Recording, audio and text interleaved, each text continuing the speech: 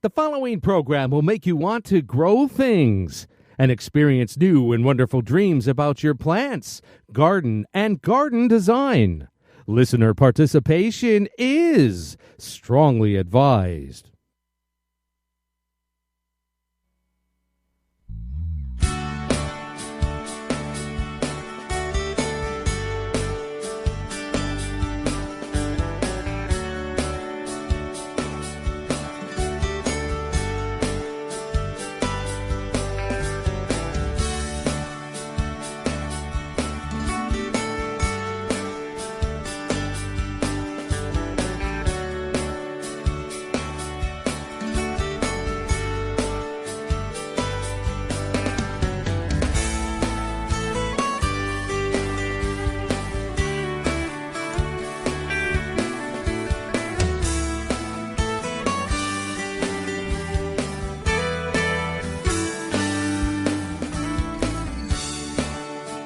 Good evening and welcome to the one and only Down the Garden Path with your host Joanne Shaw, right here on Reality Radio 101. To get a hold of Joanne right now, send her an email in studio101@gmail.com.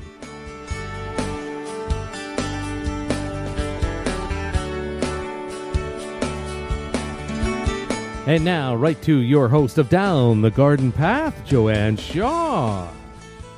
Thank you, Gary, and welcome everyone to Down the Garden Path, and thank you for joining us once again this evening. As I've mentioned before, my goal and vision for the show every week is to provide down-to-earth practical advice for your garden, plants, and all things landscaping. And you know it's near and dear to my heart, the topic of landscape design, because great landscapes start with a plan after all. And even though there's a lot to talk about as far as October gardening goes, I'm really excited to say that our focus on tonight's show is actually landscape design and a book about landscape design called Heaven is a Garden. And I'm so excited to welcome my guest, Jan Johnsen, author of Heaven is a Garden and the upcoming The Spirit of Stone. Jan Johnsen is a highly regarded landscape designer, author, and teacher with a passion for plants and beautiful gardens.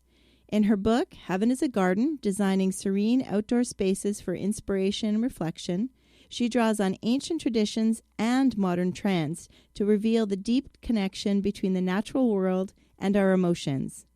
An advocate for the transformational power of nature upon our well-being, which is so important right now, she is an award-winning instructor at the New York Botanical Garden and writes the popular blog Serenity in the Garden. She is a co-principal of the design-build firm Johnsen Landscapes and Pools in Westchester County, New York, and her Facebook page is also Heaven is a Garden. She's a trained landscape architect and professional horticulture, and she's worked in the landscape profession in Japan, Hawaii, Kenya, among other places. For 7 years, she taught in the landscape design program at Columbia, and now she speaks around the country, and I'm so excited to have her here with us tonight. Welcome to the show, Jan. Thank you so much, Joanne. I'm thrilled to be here. I'm so glad that we finally connected, and I have to say I love the book, and I'm so glad that we get to talk about it, but also talk about, I'm going to pick your brain about landscape design and your wonderful experience in the industry, so I hope that's okay. We can try to cover as much as possible today. I would love to. I'd love to share ideas. Excellent. You've such, as I've just read, and there was more to read, I know, you have such a history in the industry. Thinking back, can you remember what it was that led you down this path in landscape architecture? Oh, that's a great story. I grew up in New York City, and my parents were artists, and I went to an art high school. You know, the school? Mm-hmm. I went to an art high school, but I liked the built environment. So I thought, well, I'll become an architect because, of course, no one knew landscape architecture or landscape design because we lived in the city. Mm-hmm. I went to Japan as an intern in an architecture office during college days, and I walked through those Japanese gardens in Kyoto, Japan, which are legendary. Yeah. They're the ancient Japanese gardens. And the transformation that came over me when I was in those quiet, serene spaces was just breathtaking. And I thought, what is this? What? I've never experienced this. And I went back to my architecture office, and I put the building I was designing into the earth, into the hill, and all I'd started doing was designing the walkways and the trees. And my boss said to me, "You're not an architect." He said this in Japanese. Oh. He said, "You're a landscape architect." And I looked it up in my dictionary, my Japanese-English dictionary, and he sent me off to a landscape architecture office, and that was it. That was history. That was it, yeah. Wow, what an adventure to go from New York City to Japan. Oh, yeah, it was quite a cultural shock, too. I mean, first of all, women this is in the 70s, early 70s, and women just didn't do these things, you know. I know for the younger people it's hard to understand. Yeah. And so to be a Westerner and a female in an office of all Japanese men was quite an experience. Absolutely. And even to do landscape architecture, that would have been new for women. Oh, yeah. Or sorry, oh, yeah. just regular architecture. Both. That would have been... Both, yeah. Yeah. But I just didn't think about that. I just knew that this is what I wanted to do. Right. And, of course, my experiences in Japan, you know, had a momentous impact on me, and I carry it with me to this day. Wow. And then you kind of changed gears in your education? Yes, I did. And then from there, I went to the University of Hawaii to study landscape architecture. Wow. Yeah, Again, so you just wanted to get away from the city. Yeah, that's true. I wanted to get away from the four walls of an apartment. Oh, sure. yes. And do you think the Four Seasons, or were you looking for... Well, yeah, you know what it was that Hawaii has a very strong Japanese influence, and it also, back then, was a great leader in outdoor living. And so I just felt that what I would learn there was more advanced. Now, of course, we've all caught up. You know, the outdoor living idea and the shelter magazines and everything have made garden design and gardening, you know, so popular. Yeah. But back in the 70s, it was like rhododendrons, azaleas, and junipers. I mean, really. It was Throw a Wigelia in there somewhere, right? Yeah, exactly. Oh, my goodness. Yeah, times have definitely changed as far as plant material goes. Yeah, for sure. But I think of you growing up in New York with, like you said, all the concrete jungle kind of thing, and then to go to the complete opposite in that serene, you know, stone-raked gardens of Japan was... Yeah, it was serendipity for sure. For sure. And I think it's wonderful that you've had the opportunity to do so much travel, you know, around that industry. Well, you know, the funny thing is that once I graduated and I had, you know, a degree and I knew how to do pretty drawings from the landscape architecture classes, I realized I really didn't know anything about gardening. And which, you know, is the dirty little secret of landscape architecture. They don't know. Yeah. And so I, rather than work in an office, I went to work for a French gardener here in New York State at a resort hotel called Mohunk. Okay. And he had won the award for the best resort grounds in America the year before. Wow. And so I thought, well, this is the man I'd like to work for and learn from. Right. In terms of just how to do it with your hands in the dirt. But he didn't want to hire me because I was a young female. And again, back then, it was like, why are you here? Right. What good are you? But I prevailed, and because you're a tough New Yorker. Yeah, and I worked for him, and I learned so much. You know, the French. He came straight from the gardens of Versailles. Wow. And so he was a master gardener of the highest order, and I learned everything from him. And the one interesting thing was he didn't use any chemicals, and this was in the 70s. Oh, my. When the chemicals were king. Yeah, you know? For sure. He used fish emulsion. He used aged compost. I mean, he was quite amazing. Wow. It shows you how Europe thinks different, has always thought a bit differently about that, right? Than North America has. Yeah. For sure. Wow. Well, so how long did you work there? I worked with him for about a year and a half, and through a whole year and then a little bit more, and then I went, and I, believe it or not, at age 24, I went to teach college. Wow. Which is kind of silly. Yeah. But that's what I did. So at this point, you still hadn't really worked, like, in the sense of an office or like anything. you haven't gotten paid yet, really, for designs, or did you kind of do that on the side? I did that on the side. Okay. I did that on the side, and then after teaching at college for about 6 years or so, I went off and I got my graduate degree, and then I worked in offices. Okay. And I did all that office stuff. And, big jobs. Yes. All that good stuff. Only to discover, Joanne, at the end of this whole cycle, is that all I really want to do is create beautiful outdoor spaces, and I wanted to recreate spaces. I wanted to create spaces that offered people the same feeling that I had when I walked through those Japanese gardens. I kind of went full circle, you know. I did everything that the professional world that they expect you to do, and then I said, okay, I've done it, now let me go do what I really want to do, you know, and to create outdoor spaces that feel good. Yeah, that feel good. Wow. And before that, you also said you wrote a book, your first book. Oh, well, what happened was, when I was in, I'm kind of an inveterate book writer. Oh, okay. Yeah, all my life, even when I was young.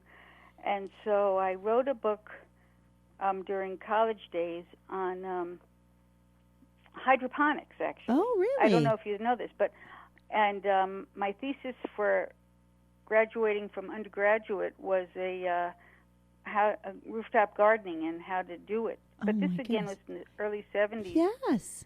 And so I wrote my whole book on rooftop gardening and hydroponics and soilless mixes and all these revolutionary ideas back then. Right.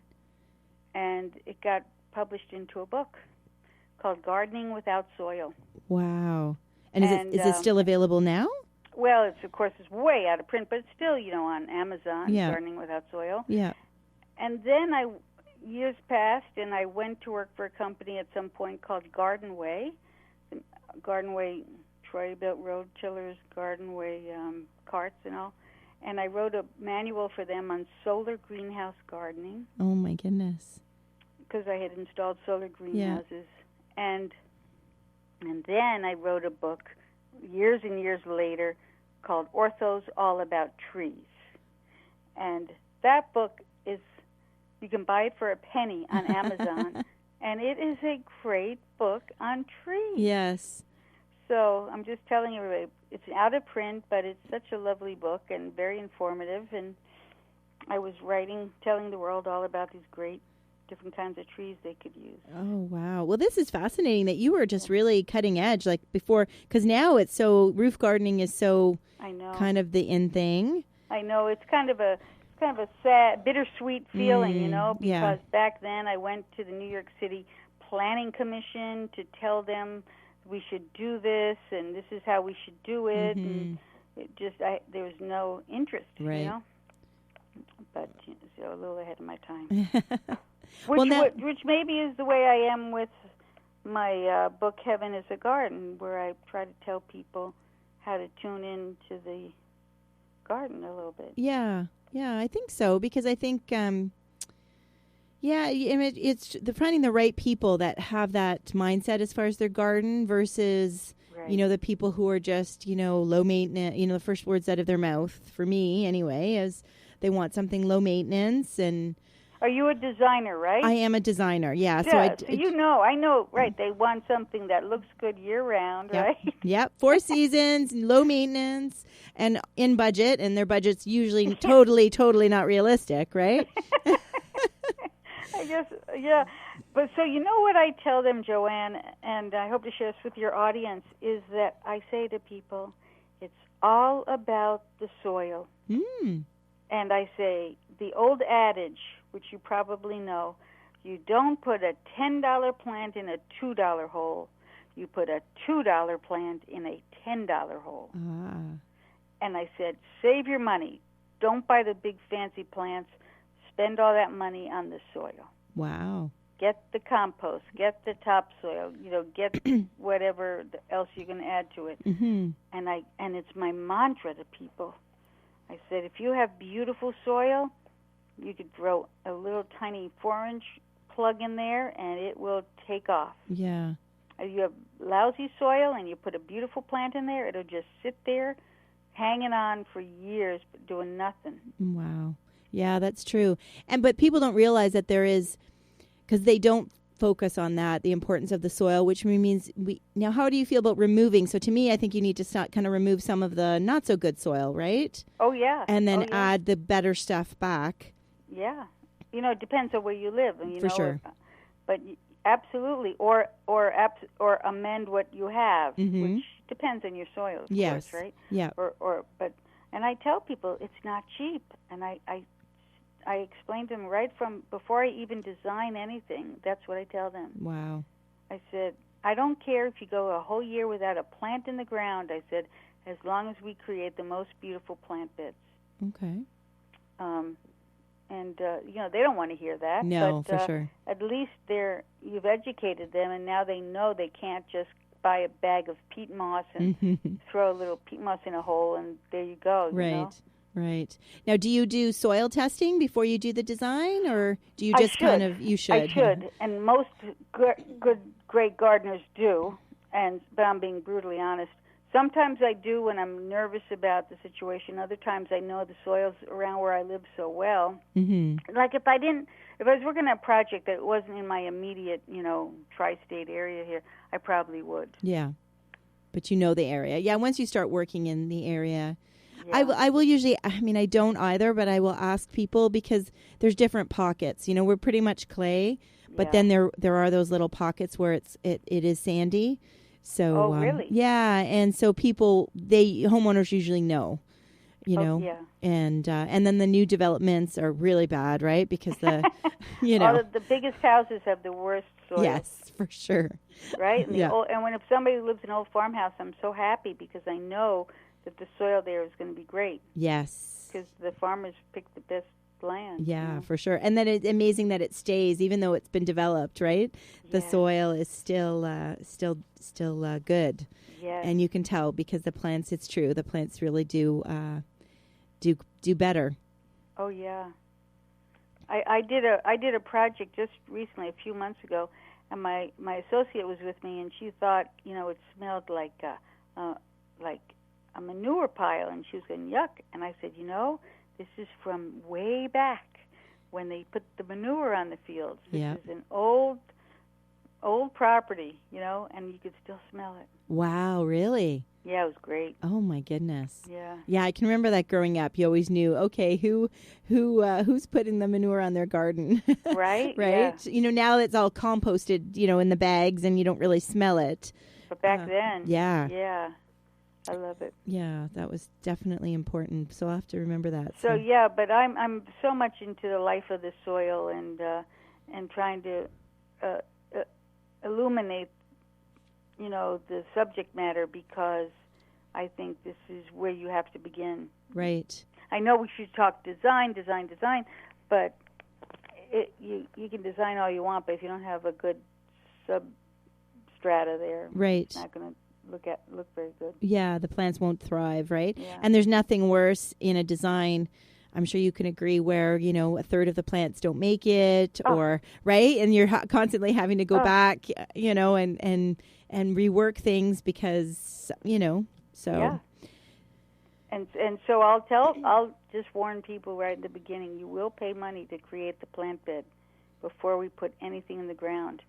And I tell them exactly what has to go into the plant bed. I have a strict directions on how. Oh, okay. What they should use. So, do you have a recipe that you apply when you were installing? Well, we definitely do. I like to use something called lobster compost, but that's just something here where I live. Right.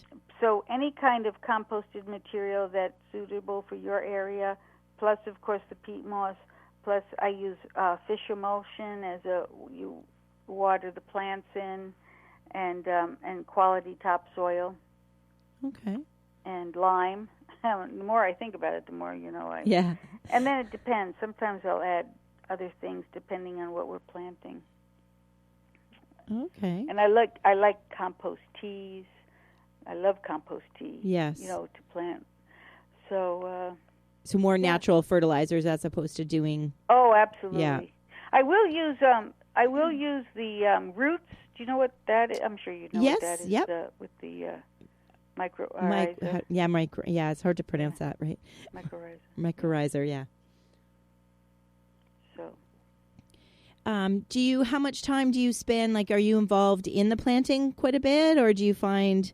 Yes, well, I do. So we do very detailed plans, right? And I shoot the elevations, meaning that I set up a transit and I figure out how high, the differences in the hillside is to determine how many steps or how high a wall.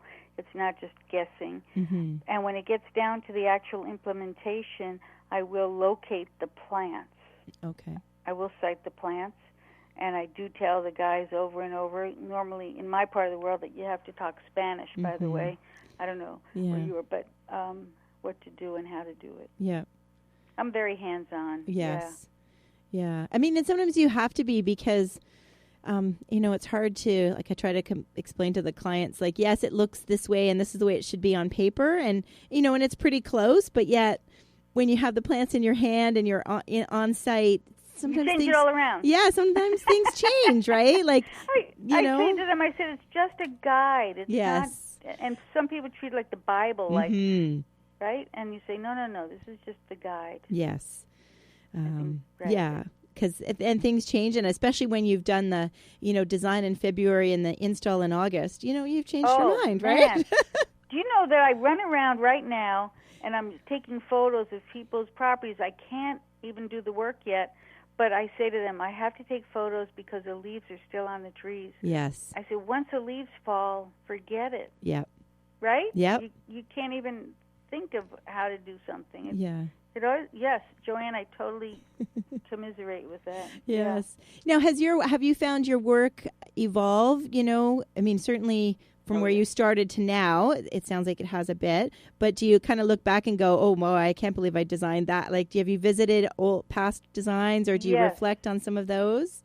Yes, I think, in my book, I talk about simplicity, and that comes from the fact that I've been in this profession for 45 years. Wow. So as the years have passed, I find that I get simpler, and the lines get simpler, and the planting plans get simpler, and I talk about that, about how simple line drawing by Matisse can be just as powerful as a portrait by Rembrandt, I say. Oh, wow. Because it's the simplicity, the powerful line is really a very compelling element in a design, and it shouldn't be just one simple line. Yeah. Wow, that's beautiful. Yeah. Yeah. I mean, I it's kind of near and dear to my heart this right now because I had a client call me to kind of go back and look at their yard so I designed their backyard probably 8 years ago, when I was pretty new, and then I did their front yard about 5 years ago. And they're finding the backyard for sure after 8 years, right? The gardens are full, and it's to move things around. Right. So they just wanted some advice, and I was like, "Really? I put those both in that garden? Really? I put all of that in that garden?" And I'm looking back at the old design, going, "Really? What was I thinking?" And they were laughing, and I'm in my head thinking, "Wow, you've come, good in a way, and I've come a long way." Right. But yeah, it was kind of surprising. Well, I hope that people listening to you say that they can all relate. Yes. When you just start out, you're just you want to throw everything but the kitchen sink into that plant bed, Yes. Well, you have to have this. Oh, and don't forget that. Mm-hmm. Yes, and also plants. I think I've also my plant palette has changed because the plants haven't proven themselves. Right. I started designing with all the new things that everybody was saying was great, and then they weren't so great. So now I'm kind of so that I had to say. So they had a few of those not so great plants, and they're like, these haven't really bloomed for us. And I'm like, yeah, I had to take them all out of my garden. too, because they weren't blooming for me either. And specifically like the endless summer hydrangeas. Oh, now listen, I think I just made that mistake. Yeah. I think I planted them in a garden up in north of me, Massachusetts, and I'm already thinking, they're not going to bloom. Yep. Yeah, because the late frost, right? They're exactly. They're the leaves will bud out, but not the flower buds. Correct. Yeah. Correct. Yeah. So so that has been one that's taken me a while to, kind of, I feel like I'm always apologizing to past clients for that one. Well, I did the same thing. Yeah. Yeah. But, so we learned, there's no garden, the gardens are never done. And that's something that I think, it's hard for people to know, to realize, right? Right. It's not like painting your walls and putting in the furniture. Yes. It's not. It's always, static. It's always a continuation for sure. What made you decide to, let's come back to Heaven is a Garden. So you've transitioned from a few other books to now Heaven is a Garden. Well, what happened is my husband and I run our landscape design build firm, and we've run it for 35 years. I think this is the third. Let me think about that. Is it 35th? I think so. Okay. I'm not I think so. And Johnsen Landscapes and Pools.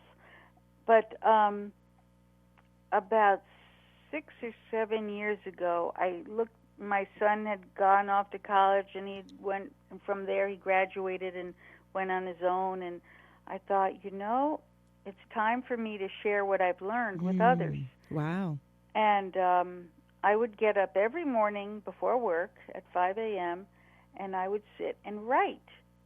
And it wasn't like I had a detailed outline. I would just get up and I would say, okay, what am I writing about today? And I would start writing. And after about 4 years or so, or maybe 3 years, I had the semblance of this book that's called Heaven is a Garden. And I sent around to various publishers, and St. Lynn's Press said yes, they'd love to print it.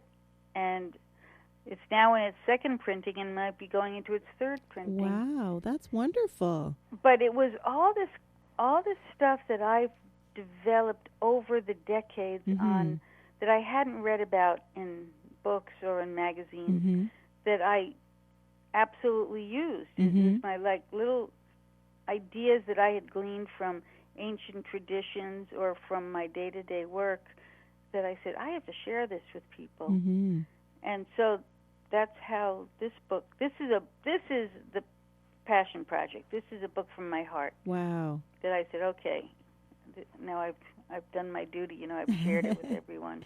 And it all started from, do you think it was a direct link to empty nest syndrome, or was that? I think it was like I had time finally to look around and say, okay, you got a few more years on this planet, but what are you going to, what are you going to do with all the stuff you've learned so far? And like I said, it was kind of like I hadn't seen it written before, so I knew it was something that was valuable. Right. And I hope so anyway. Yeah, no, I think so too, because it's easy to find. I mean, I guess I'm biased because I'm here talking to you about it, but in a way, as a designer, it's easy to find books on plants or new plant styles or new gardening techniques and things like that. But but anything about landscape design and looking at a garden differently and approaching it differently is hard to find, because even the books we studied in school, like they're still using those same books. The same books. Yeah. I know. The same books. And when people start to say to me, well, you take the line out from the house and you make this grid pattern and you do this, and I'm thinking, oh my goodness, that's not what it's all about. Right. Right. Yeah, those are old techniques. Do you still draw by hand?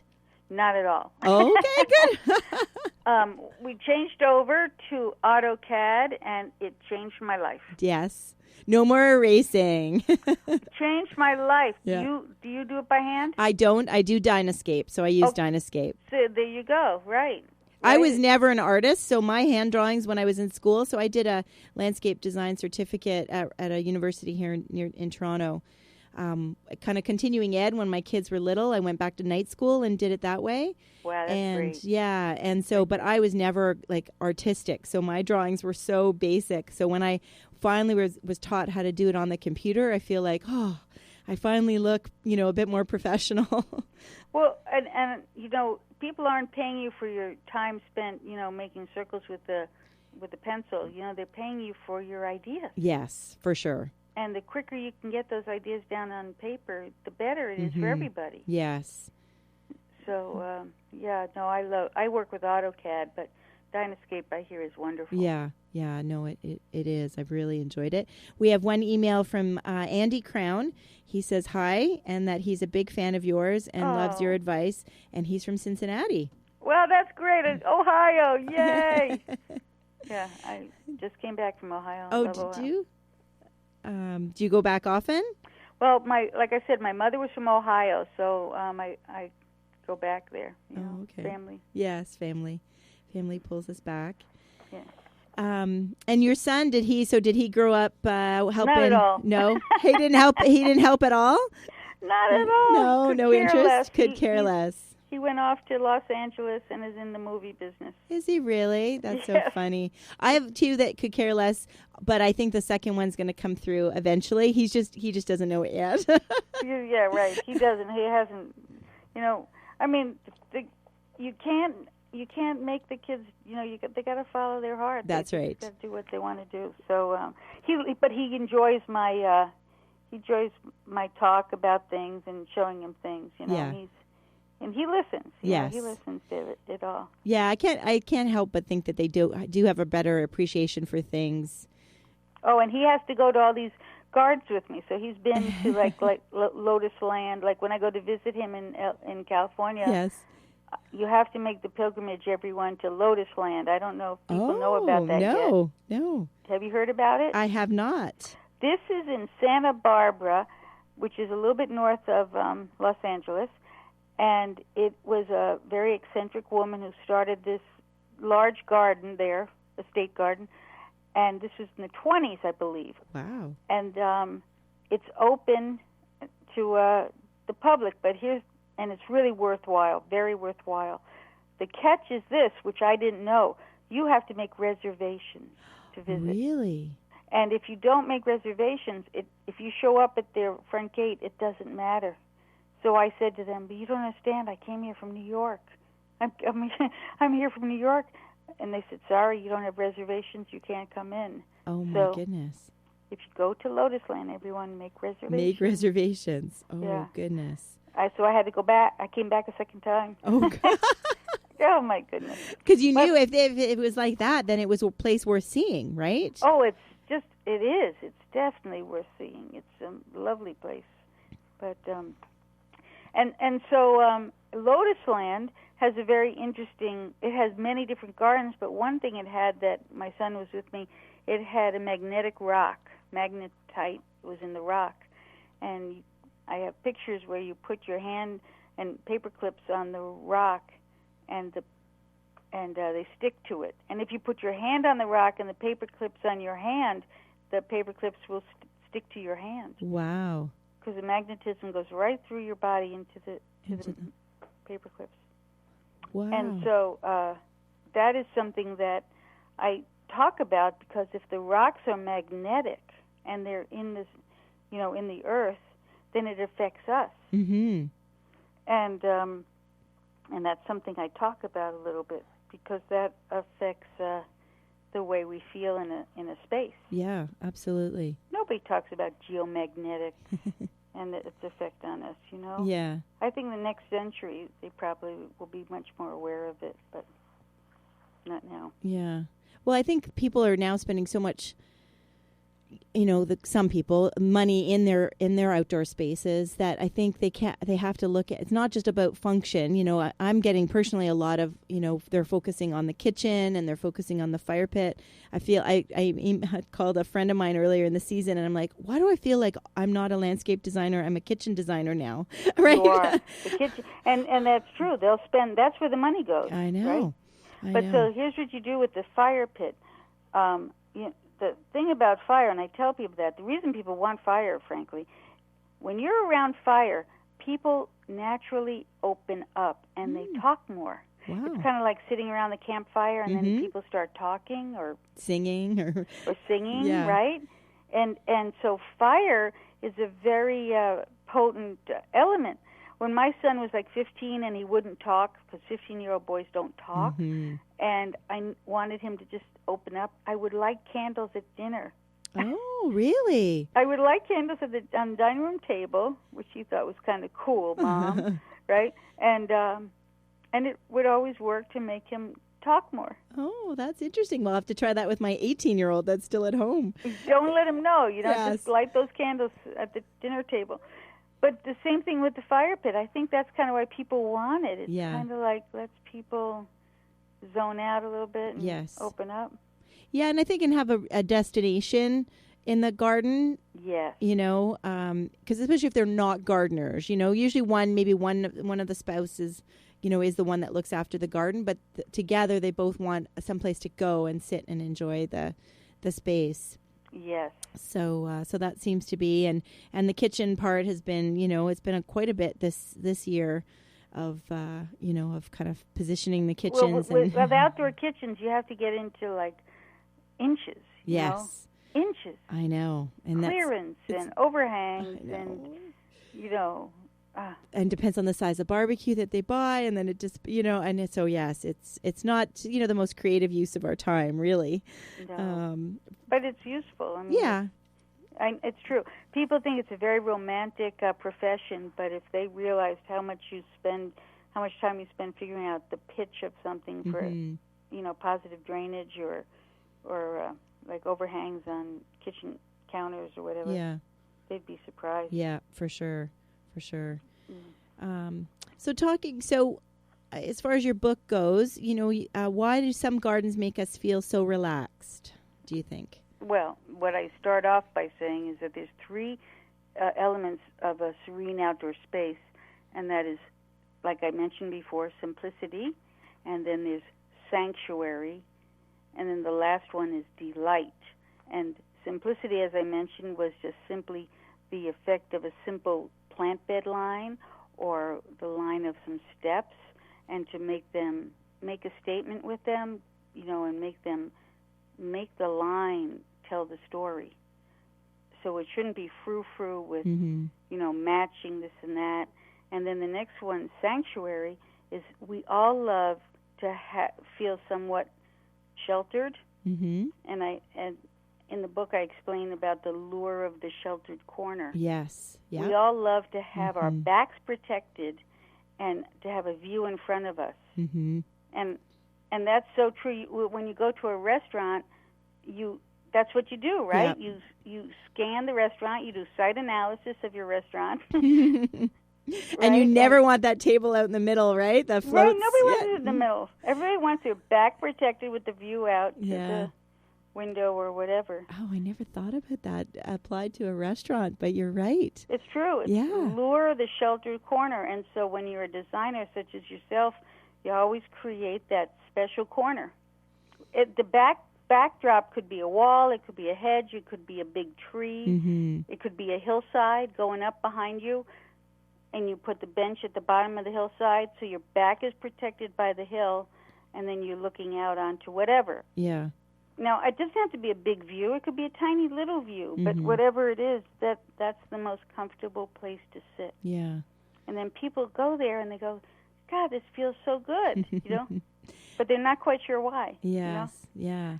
Yeah, no, after reading the book, it's helping me kind of almost, I'm going to have to I'm planning on making some changes to my own yard because of that, because of some of the points that you've made.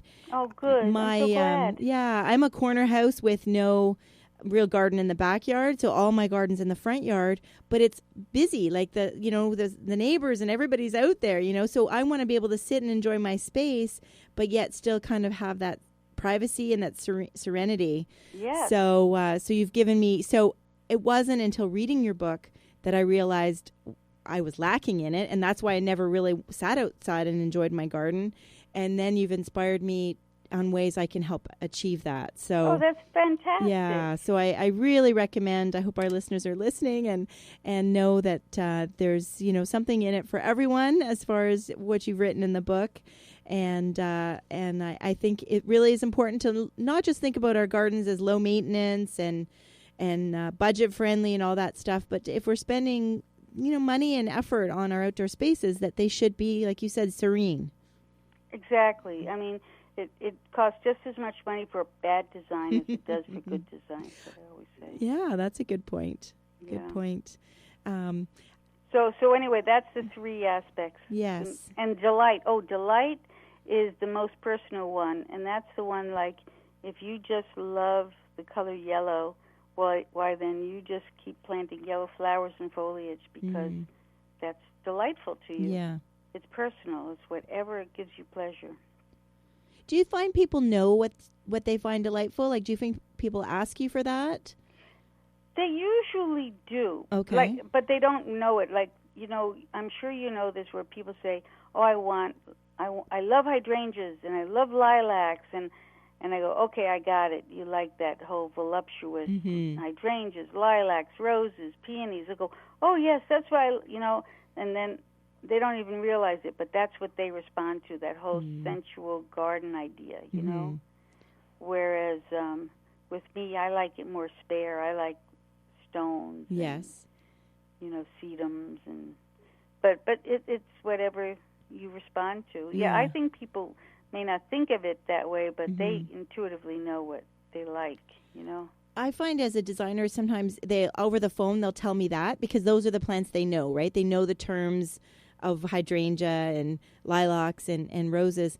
But then I find when I visit their home, like, we start outside and look at their outdoor space, and then when I go inside, sometimes it's like I look around their inside space and think, okay, I don't think they think they want an English garden, but I don't think they want an English garden. That's fascinating. So do you tell them that? Yeah, usually. And then I find that once I start pointing things out to them, they realize that they certainly want flowers, and color, but they realize that, when I start showing them pictures of what they're saying they want, and then I'm kind of looking at what they have, more formal or more modern inside, I'm thinking, I don't know that you really want that. Like, I think you say, this person would really like a bunch of ornamental grasses. They just don't know it. Exactly, right? Exactly. They want cleaner lines than they're thinking, and because they didn't know that existed, right? They're thinking of the garden their mom or their grandmother had. Probably. Right. And so, and they don't know that it's available to them to have the ornamental grasses and the river rock and the dry riverbed and exactly. And once they realize that also can be included and can be a good space. So sometimes I always try to say that when I try to differentiate myself from the contractors, that go in and give like a quick napkin sketch on their front porch of their garden, and oh my God, and for free, those quote unquote free designs, and I constantly have to sell myself and sell the reason why you have to pay for a design initially. And I kind of use that example. It's like they never let the contractor in the house, right? The best way to do it is to show them a before and an after photo. Yep. I have found that you just say, well, here's what it looked like before, and here's what it looked like after. And then they go, whoa. Yeah. And then, seriously, even if it's, and that, like they say, a picture tells 1,000 words. Yeah. And you say, the contractors, it's kind of like asking the guy who's putting up the sheetrock how to design the room. I mean, it's ridiculous. Yeah. I know. I have no patience anymore. The older I get, the less patience I have. Like, if you have to really try to sell somebody on it, they're probably not the person. Yes, they're not that evolved. Yeah, that's right. It's time to walk away for sure. Yeah. For sure. I'm there. I mean, it's hard because, you want to. I just want to please everybody, and I want to. But it's time to start walking away from things and really appreciating the people who understand, right? Who get it. Exactly. Yeah. And the aha, I was talking to someone today, and I set up an appointment for Thursday, and I explained how I work, and she's like, "Yep, that's exactly what I want. I want a plan." And I'm like, oh. she gets it, it's Right. why is that the fewer, you know what I mean? Like that's the minority still, I find, in my neck of the woods anyway. Oh yeah, no, I used to work in Vermont. That was crazy. Why I did that, I don't know, but I mean, Vermonters are the ultimate in do-it-yourselfers. Oh, okay. But anyway, yeah, I totally know what you're saying. Yeah, we have a way, I would say, when you say Gary, everybody around us likes to do it themselves. That's unfortunate. Yes, yeah, for sure. And I'm fine with if they want to do it themselves, that's fine, but at least start with a plan, Mm-hmm. And it'll in the long run, it will save you time, lots of time and lots of money and lots of effort. Well, and listen, if there are designers listening, the one thing I can say is that when people ask you say, well, why does it cost this much? Or, it's your ideas. It's what you have in your head. Mm-hmm. It's not something you can go to Joe for, and he'll tell him the same thing. Mm-hmm. It's like it's the Joanne Shaw design. I mean, and that's worth something. Yeah. What you have in your head, all those years of staring at photos and going to gardens, working in people's yards. I mean, that all works. That is worth something, right? Yeah, for sure. And you 45 years. So you've been. Where has Japan been your favorite place to garden or to design? Let me see. Well, Hawaii was pretty great. I lived in New Orleans, and then of course I've got that whole New Orleans southern thing, and then I lived in Vermont, which is one of the reasons why the publisher asked me to write my upcoming book, The Spirit of Stone. Okay. Because he said he noticed that I had a very strong affinity for stone, and I guess that's Japan is Japanese gardens, and Hawaii with the lava rock, and Vermont with the granite. So I've used a lot of stone over the years, and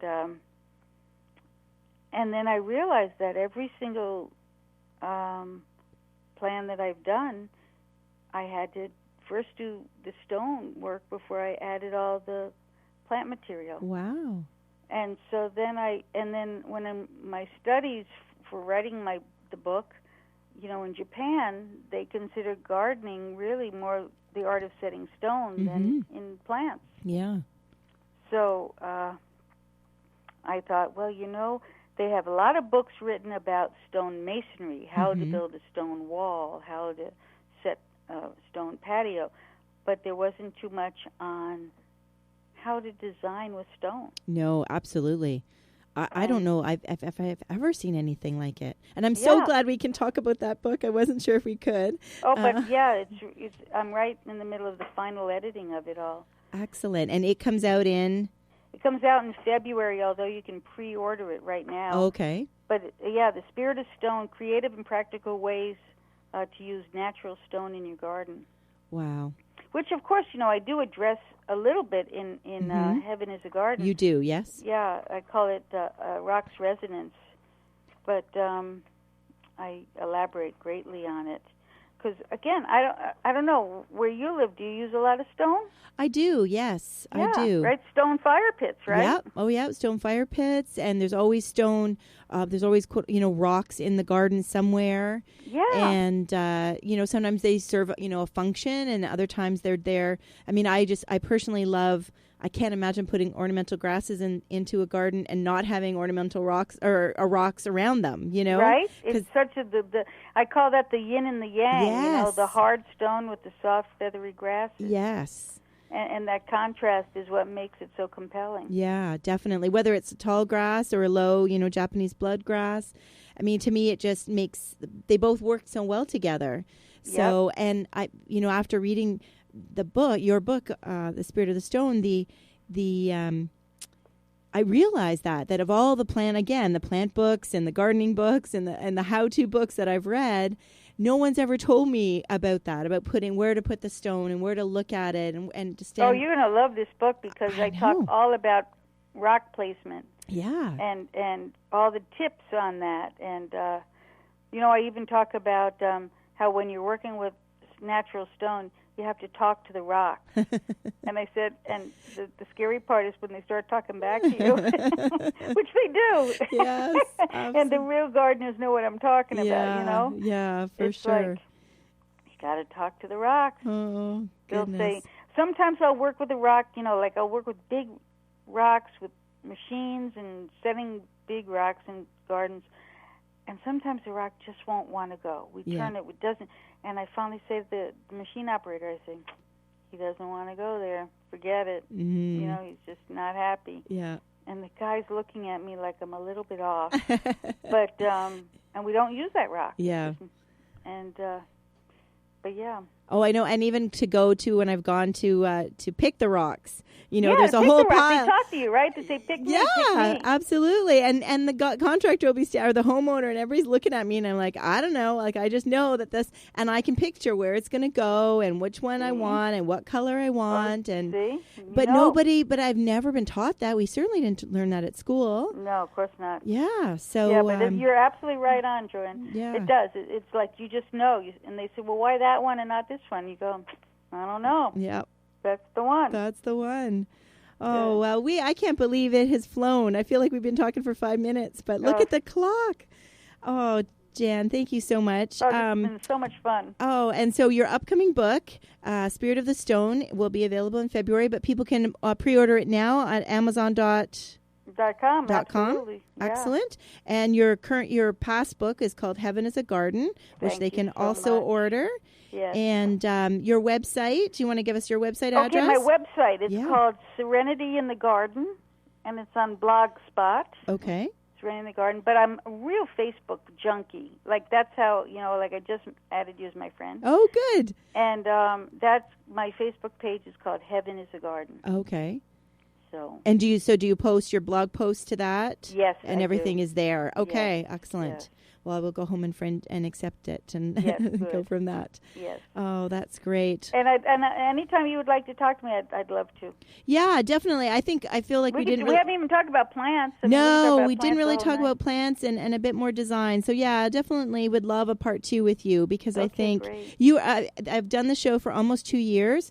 And you were the first landscape designer I've had on. Oh, really? Yes, I know. I try to get a little tips and tricks of if I can, depending on who the guest is or if I'm just on my own and talking, blabbing for an hour kind of thing. But to really, with your experience and just your background all over the world, I just think you're just a joy to talk to. So I think I would definitely love to do a second show with you. And I would love it. I'd love to tell your listeners about the golden ratio and the golden rectangles and how to use them in the garden. Oh, that would be wonderful. Yes, I can't hear that enough for sure. Yeah. So that's wonderful. And so you're on Facebook and you're on Twitter. Yes, I'm on Twitter. I'm on overcommitted. Aren't we all with social media for sure? For sure. So I wanted to thank you again for joining us and for sending me this beautiful book. And I'm glad that we connected because I know you connected with me. And I loved it. I loved Down the Garden Path. I said, I would like to get on this. Well, thank you very much. I really am enjoying doing it. And I think it's been great, the people I've met. And I think it's a great topic to talk about, right? Oh, yes. Absolutely. So, for sure. Okay, then. Okay, is there anything else you want to talk about or you want to mention? I know the exciting things, your new book and. Oh well, yeah.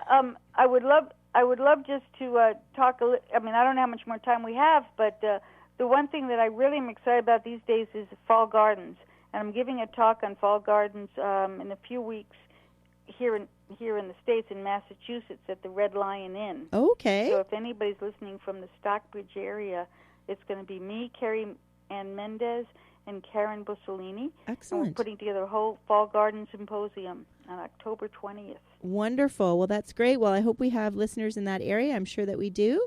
Yeah. And they can check you out. Yeah. And I'm sure they can learn more about it on your Facebook page as well. I'm putting it on there now. Yes, I am. Okay. Well, thank you again. And so we'll talk soon. Okay. Okay. Good night. Bye-bye. Bye. Well, there you have it, everyone. I hope you enjoyed our talk today about landscape design and learning all about it. Yes. And I hope you do check out Jan's book and definitely her upcoming book. And I really hope to have her back on again. I know we had lots to talk about, and I'm sure people have lots of questions about their October garden that we didn't cover today. But my newsletter comes out this week, so please check out my website at downtoearth.ca.